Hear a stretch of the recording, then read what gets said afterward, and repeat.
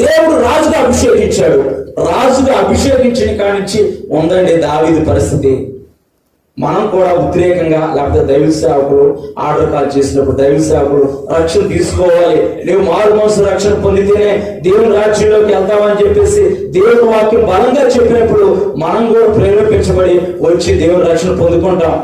దేవుని రక్షణ పొందుకొని దేవునికి దూరం అయిపోకూడదు, దేవుని సన్నిధికి దూరం అయిపోకూడదు.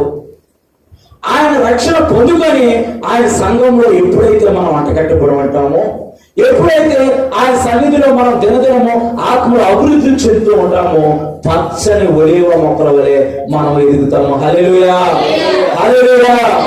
ఇక్కడ దావీదు రాజుగా అభిషేకించబడిన తర్వాత సౌలుకి అసూయ కలిగింది దావీదు మీద. సౌలుకి అసూయ కలిగి దావీదుని తరుముతున్నాడు. చూడండి, దావీదు తల